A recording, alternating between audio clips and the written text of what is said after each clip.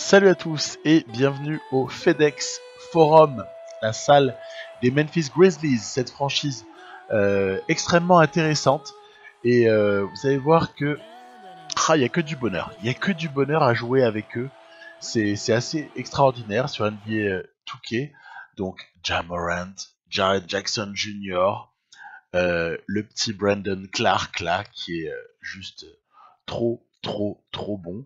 En ce moment, les Grizzlies, ils sont vraiment au-dessus des attentes. Moi, j'ai démarré la partie le 17 janvier 2000. Ils étaient en plein rush déjà, sur 7 victoires d'affilée. C'est pas mal du tout.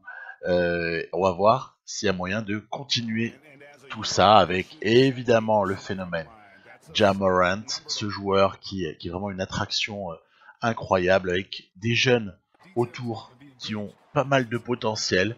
Moi, je vous avoue, je suis super fan depuis son arrivée en NBA de Jaren Jackson. Je le trouve juste incroyable.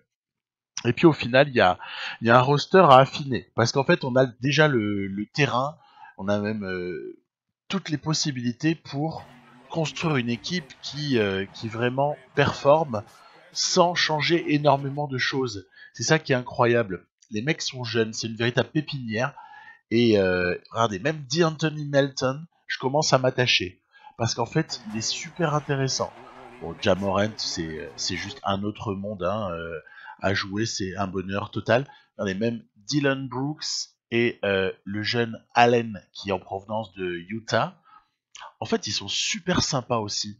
C'est vraiment très agréable. On a le cas Iguodala, on a le cas aussi Josh Jackson. On en reparlera un petit peu plus loin dans cet épisode. Et puis Jay Crowder, une valeur sûre de la NBA. Et aussi Kyle Anderson, qui est honnêtement un joueur qu'il faut pas mépriser, parce qu'en fait c'est un bon joueur. C'est un bon joueur. Après, attention, il y a de la violence. Brandon Clark, waouh, waouh. C'est incroyable. Le niveau de ce joueur, il est capable de faire des trucs. J'hallucine, moi, à manette en main, j'hallucine totalement avec Brandon Clark. Après, on a évidemment cette association, je vous parlais juste avant de Jaren Jackson, avec Jonas Valanciunas. Le seul petit truc que je pourrais dire, c'est que ça manque de profondeur sur les postes intérieurs, en ce sens que si Valanciunas venait à se blesser, honnêtement, ça affaiblit l'équipe. Encore si c'est Jaren Jackson, bon, allez, ça peut se magouiller. Mais si c'est Valanciunas, c'est quasiment impossible à compenser. Il y a aussi voilà, pas mal de plaisir pour lancer des systèmes dont je vous ai pas forcément toujours parlé. Celui-là, il est rigolo. Regardez, voilà, il y a Brandon Clark qui fait tout le tour, histoire d'obliger son adversaire direct à traverser les écrans. Et qui ensuite va ouvrir à 3 points. Et puis il y a aussi un truc qui est hyper intéressant avec cette équipe, c'est la question de l'identité. Puisque les Grizzlies, c'est une franchise qui a une identité. Vous vous souvenez tous de Marc Gasol et de notre ami qui est maintenant à Utah, Mike Conley. Mais je pourrais aussi citer Tony Allen, je pourrais en citer d'autres comme ça, qui ont marqué l'histoire récente de cette franchise. Et c'était une franchise qui avait une identité excessivement défensive. C'était un véritable cauchemar pour certaines équipes. Et honnêtement, c'était assez sympa. Il y avait une opposition de style, quoi, grâce à ces Grizzlies. L'identité naissante de cette jeune équipe, c'est pas la même. Ça veut pas dire que ça va pas défendre, mais ça veut dire qu'on est sur autre chose. Autre chose. Il y a quelque chose qui est en train de se créer. Et ça que je trouve qui est amusant aussi quand on démarre comme ça avec une équipe, c'est voir quelle identité d'équipe on va vouloir créer. Donc moi, en l'occurrence, évidemment, je mets un petit peu l'accent sur la défense pendant quelques mois, je pense jusqu'à la fin de cette saison-là. Et après, on travaillera en équilibré sans problème. Donc j'avais démarré le 17 janvier. On va tout de suite voir un match. Celui-ci est contre les Pelicans. Pelicans, c'était donc le jour du MLK Day, avec la réception des Pels. Une équipe amputée pour le dernier match de Zion Williamson, parce que juste après ça, il a fait son apparition en NBA, je vais pas dire son retour, parce qu'il n'avait jamais joué auparavant. Et regardez, dès le départ, on exécute. Là, c'est du punch 5 out 2. Alors, il est rigolo parce que voilà, hop, la petite pause d'écran, bam, ok, qu'est-ce qu'on fait derrière?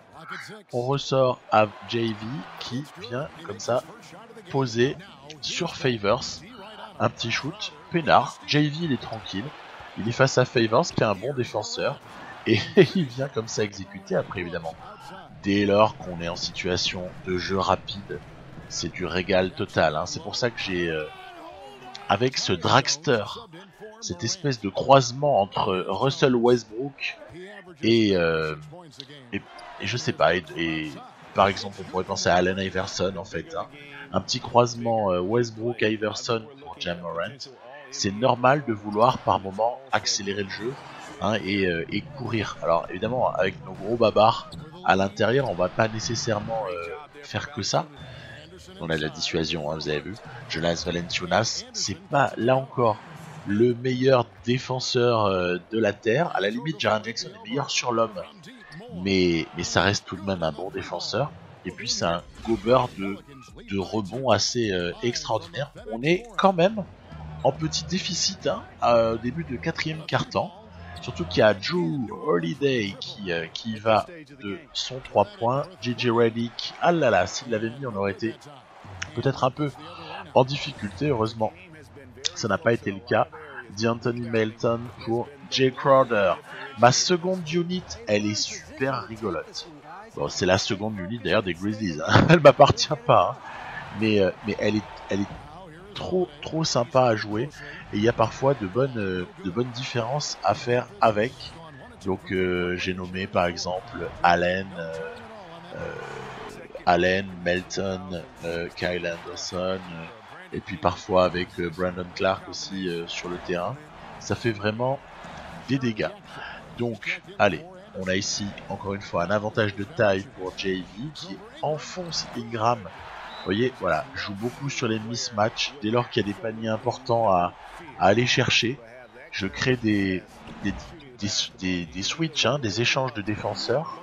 Et c'est vrai que si Valanciunas se retrouve sur un défenseur plus petit, il en fait du petit bois.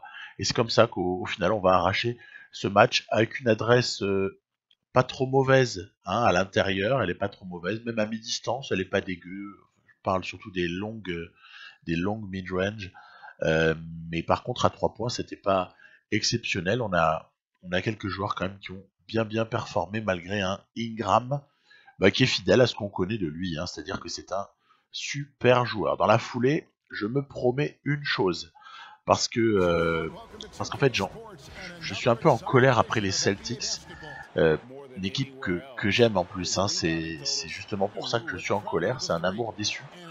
Parce que j'ai beau adorer Tatum, Brown, Smart, ô combien Smart évidemment, etc. Bon, Kemba c'est pas trop mon truc, mais pourquoi pas. Le problème c'est que je trouve que les Celtics ont vraiment fait quelque chose de dangereux à l'intersaison et se sont beaucoup trop dégarnis au niveau du secteur intérieur, et du coup avec ces Grizzlies, mon petit pari du moment c'est d'arriver à les punir dedans. Vous voyez, hop là, on essaye, vous aviez vu, j'avais enfoncé Tatum, puisqu'ils ont l'audace de faire jouer Tatum au poste 4.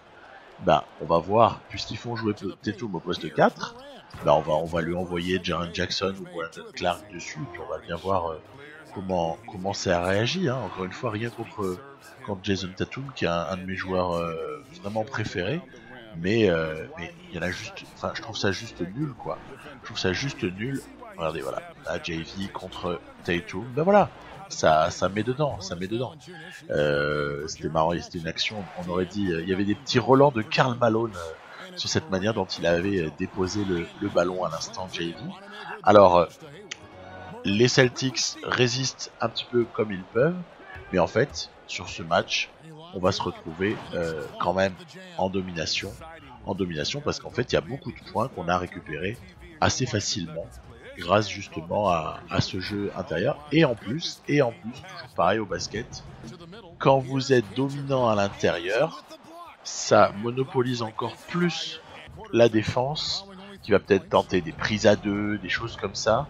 Dans Touquet, c'est pareil, il y a déclenchement de prises à deux dès lors que vous avez comme ça un intérieur qui score beaucoup, il va être pris à deux, et vous avez vos shooters extérieurs qui vont avoir intérêt à se tenir prêts parce que ils vont avoir beaucoup de shoots ouverts. Voilà.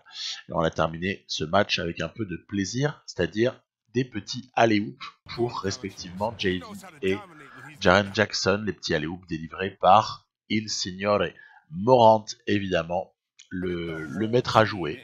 Le mec est rookie, il est déjà maître à jouer, il est iconique déjà. Voilà, c'est juste impressionnant. Tatum a eu du mal, et évidemment, on n'est pas surpris. JV et Jackson Jr. ont fait un vrai chantier. Ben voilà, c'était prévu. Alors, ce qui est intéressant par contre, c'est que là, on se retrouve après du côté des Pistons. Dédé Drummond joue ce match. Et il y a Christian Wood, puisqu'on a Blake Griffin évidemment qui s'est blessé pour assez longtemps a priori. Donc le truc, c'est comment faire par exemple pour résister à Dédé Drummond, qui est l'archétype du joueur que précisément les Celtics au match d'avant n'avaient pas. D'ailleurs, les Pelicans n'ont pas non plus un joueur de ce calibre-là avec cette domination physique à l'intérieur.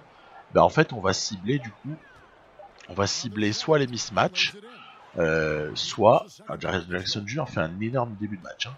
Vous avez vu, joli aussi le petit move. Drummond, il a carrément drivé vers le cercle, quoi, c'était petit.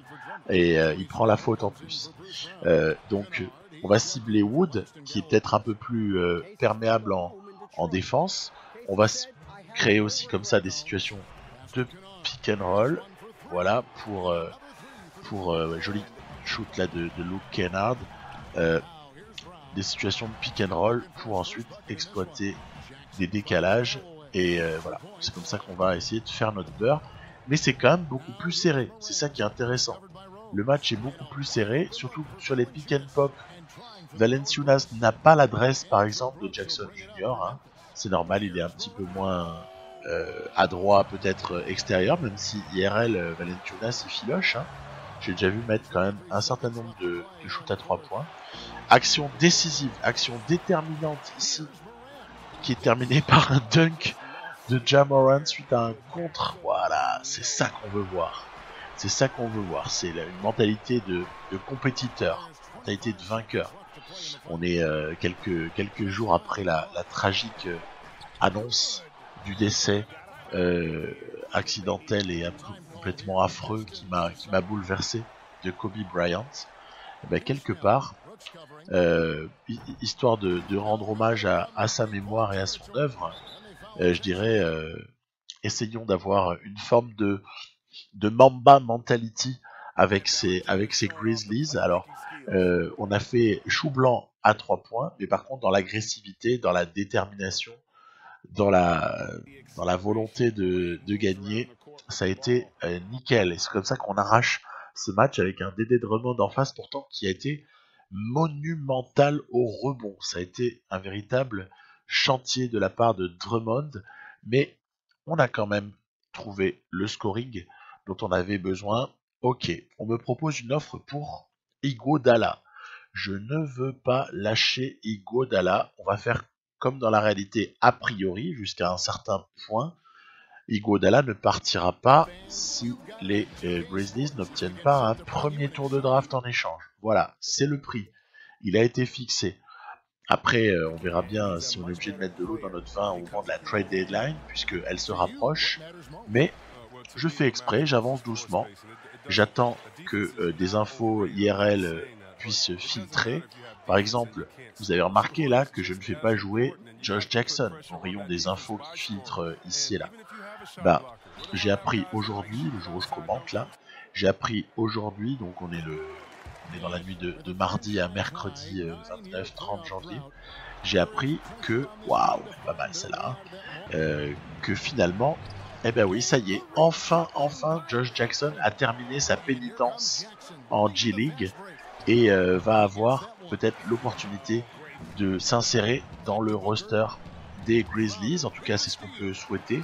Je pense que le joueur en lui-même est tellement pétri de talent. Tiens, ça ressort à 3 points, voilà. C'est du caviar, hein. C'est du caviar à jouer ce début de match, c'est juste du bonheur. 23-3, j'ai jamais fait ça en Superstar à Touquet. Donc oui, exécution, encore on continue, voilà, regardez, hop, la petite course là de Brandon Clark, là pour Jay Crowder qui rend, et ça fait filoche. Voilà, donc Josh Jackson va revenir bientôt, bah, donc moi aussi je le réinsérerai très bientôt dans le roster, donc pas au match prochain, mais au match d'après je pense. Joli Kaminsky qui symbolise le retour des Suns dans ce match. Incroyable mais vrai. Vous doutez bien que j'aurais pas développé davantage ce match s'il n'y avait pas quelque chose d'intéressant à la fin. Alors le fait qu'on ait démarré de manière insolente et avec plus de 20 points d'avance pouvait augurer d'un blowout, mais en fait ça va pas être le cas du tout. Regardez le petit move joli de Booker pour déposer en contre-attaque. Derrière, on est obligé de forcer certains shoots. Les Suns ont un petit peu resserré leur défense et puis on a aussi un peu moins de réussite, si bien que, regardez, et ben oui, c'est revenu à 3 points et ça va peut-être revenir d'ailleurs à moins de 3 points sur la contre-attaque. Et oui, waouh, énorme. Aaron Baines qui rentre le 2+1. Il est joli, hein, ce panier, hein. Il est vraiment beau. Le mec il jette le ballon comme ça et ça rentre. Bref, égalité, il reste 3 minutes à jouer. Rubio qui fait passer les Suns devant, c'est un cauchemar. On a mené et on se retrouve derrière, donc il faut s'employer pour revenir, notamment Ja Morant s'en occupe, mais l'insolence de Booker toujours au moment clé, hein, dans Touquet, quand on joue les Suns, insolence de Booker à laquelle répond l'insolence de Ja Morant à 3 points pour égaliser. Il reste un petit peu plus d'une minute, donc c'est là, ça va se jouer. Attention, balle à Booker. Ah là là, il aurait pas fallu lâcher, j'avais mis Crowder sur lui, hein. J'avais mis Crowder, donc plus 2 pour les Suns. On va chercher les lancers pour... Il en a raté un, donc revenir à 1 point, non pas égaliser. Derrière, jolie contestation, on a peut-être une possibilité de contre-attaque par Dylan Brooks qui nous fait passer 1 point devant. Il reste une trentaine de secondes. C'est tendu ce match. Et Booker qui va mettre dedans. Waouh! On a donc 16 secondes pour essayer de gagner ce match. Voilà. Pause d'écran. Valenciunas et notre ami Morant qui fait le boulot. Voilà. Fait le boulot. 2+1. Qu'est-ce qu'il est puissant ce Ja Morant, c'est juste un régal. Du coup en fait il a marqué presque tous ses points en quatrième quart-temps. Ja Morant, c'est énorme. C'est juste énorme. 3 secondes, 2 secondes, 1 seconde. Crowder est bien présent sur Booker et ainsi on conserve le score. On s'impose 52-50 dans un match totalement dingue où on a archi mené et où on s'est ensuite fait complètement reprendre et où il a fallu se battre comme pas possible pour conserver le gain du match avec quand même voilà quelques perfs assez sympas, une grosse adresse globale des deux côtés et 46 points, oui on n'a pas rêvé, c'est bien 46 points de Ja Morant, pas mal du tout le Ja. Il est allé chercher ce match, il a fait preuve de caractère face aux 52 points de Devin Booker. À la limite, hein, pourquoi pas, ça pourrait se concevoir un tel scénario, ça pourrait exister. Ensuite, déplacement, alors là, chez une équipe qui est a priori vraiment plus forte. Autant les Suns, c'est le petit championnat accessible aux Memphis Grizzlies, mais les Nuggets, c'est censé être vraiment au-dessus. Donc on va devoir se concentrer et jouer assez proprement si possible. Ça commence pas forcément très bien avec un shoot raté par Dylan Brooks, mais qui se rattrape en allant comme ça scotcher Jokic avant que ce dernier quand même n'admette la faute. Bon, derrière encore des shoots ratés. Attention Gary Harris. Le shoot raté se paye cash. On est mené dès ce début de match 7-0 sur ce panier ici de Beasley. Bon, il faudrait trouver quelques réponses. On a du mal offensivement, ce premier quart-temps. Du mal offensivement, c'est un peu difficile. On a dû attendre quasiment tout le quart-temps pour marquer enfin un panier et même d'ailleurs un deuxième, histoire de recoller au score malgré tout, puisque notre défense n'avait pas été mauvaise non plus. On n'encaissait pas beaucoup de points. On n'en a pas mis, mais on n'en a pas pris. Voilà, Monte-Morris, comme à son habitude, qui trouve de jolies solutions en attaque. Souvent, Monte-Morris a des jolies finitions aussi. On est passé légèrement devant. Yes, contre sur Jamal Murray qui se les joue un peu cigare face à la raquette des Grizzlies. Voilà, c'est corrigé. Pénétration Murray pour un très joli panier ensuite. On est à l'égalisation. Ce troisième quart-temps est très serré. Il est encore assez défensif puisque il faut toute la virtuosité de Monte-Morris pour trouver la solution. On voit ici Michael Porter Jr. qui se fait contrer par Brandon Clark. Yes, Brandon Clark, il sait tout faire. Il est juste inouï en fait. Il score, il va vite, il prend du rebond, il dissuade et il pose même des blocs à des moments. À l'instant, 3 points aussi. Là, c'est le petit Grayson Allen qui vient nous offrir une petite libération au niveau du score. Là, bam, le scotch. Oh, c'est le scotch de l'année là. Bam, tu mets ça là dans la tronche de Jokic, c'est juste incroyable. Et d'un foulé en plus, Melton pour la passe rapide et provocation de faute.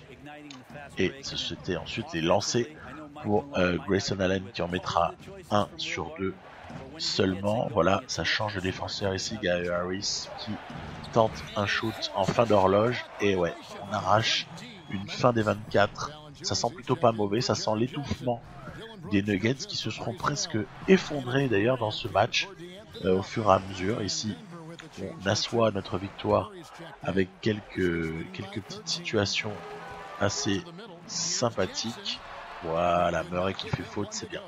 C'est bien, il n'a pas voulu offrir le panier facile, n'empêche que à l'arrivée, l'écart il est assez considérable avec quand même pour moi l'action du match, c'est ça. Voilà. Ça se passe de tout commentaire. C'est assez violent. Donc encore une fois, gros match pour Jaren Jackson et surtout le verrou, le cadenas sur Jokic. On a peut-être trouvé la kryptonite de Niko Jokic dans NBA 2K. À voir. Et comme une bonne nouvelle n'arrive jamais seule, il y a quelque chose d'intéressant qui se produit là comme ça en cette fin janvier. C'est peut-être une issue favorable à la situation de crise pour Josh Jackson. Ce joueur qui était quand même vraiment drafté très haut par les Suns. Je crois qu'il est drafté 4 en 2017. Donc c'est quand même pas mal. Avait été bradé cet été pour être... Phoenix s'en est débarrassé pour l'envoyer du côté donc des Grizzlies qui ont accepté. Il y a aussi D'Anthony Melton qui a fait le voyage. Bon. Et après, il y avait eu des problèmes extra-sportifs. Bon, je l'ai déjà évoqué. Vous savez de quoi on parle. Il y a eu pas mal de choses illicites pour ce garçon. Donc on parle pas de basket là. On n'est pas en train de parler de basket. Et c'est vrai que ces 2 saisons à Phoenix avaient été assez inégales. Mais pour autant, inégal veut pas dire dégueulasse. Et il y a forcément un potentiel chez ce gars-là. Donc, moi, je me réjouis que les Grizzlies lui aient proposé de revenir. Après, faut pas se mentir, il serait probablement jamais revenu s'il n'y avait pas eu la blessure de Grayson Allen. Parce qu'en fait, il s'est pété pour une durée qu'on connaît pas au stade où je parle. On connaît pas exactement la durée de l'indisponibilité de Grayson Allen.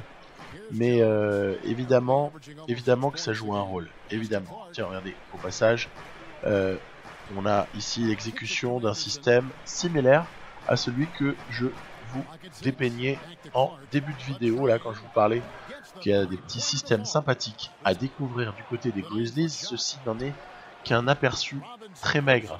Le match est très serré. Donc Josh Jackson, je vous en ai parlé, j'ai un peu développé, mais à la limite c'est un peu anecdotique pour ce match-là, parce que je lui ai donné un faible temps de jeu pour le moment, comme vous avez pu le voir. Non, on déroule notre basket de manière totalement habituelle maintenant depuis quelques matchs. Une série de victoires très intéressante pour les Grizzlies à ce stade-là. Je crois que ils sont sur 12 victoires d'affilée. Marcus Morris, faut dire un mot, hein. On peut pas ne rien dire alors que Ja Morant aligne à 3 points. Je ne peux pas ne rien dire sur la rixe qui s'est produite en fin de match l'autre jour au Madison Square Garden entre alors l'initiateur c'était Elfrid Payton parce qu'il a jugé qu'il était inopportun que Jay Crowder prenne un shoot à 3 points. Il restait quand même 58 secondes à jouer. C'est pas comme si on était sur la dernière possession du match avec moins de 24. Et Elfrid Payton a complètement pété les plombs. Il a poussé quasiment contre les premiers sièges, les sièges du premier rang. Il a poussé Jay Crowder.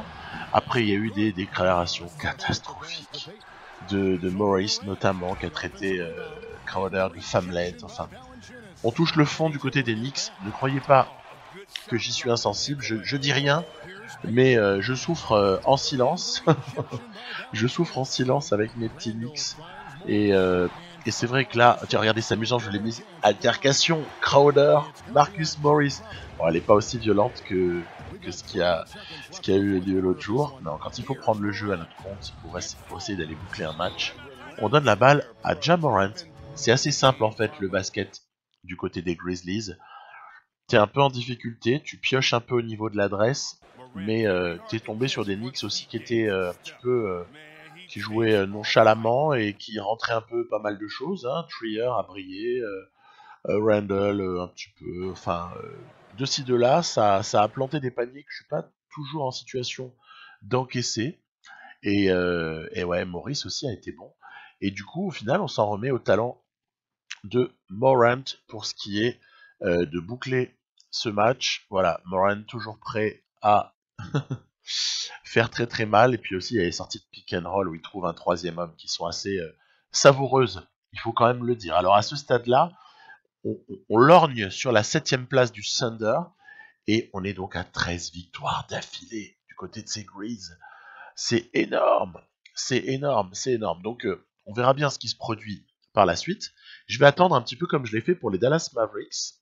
Je vais attendre un petit peu que les choses se décantent par rapport à André Iguodala.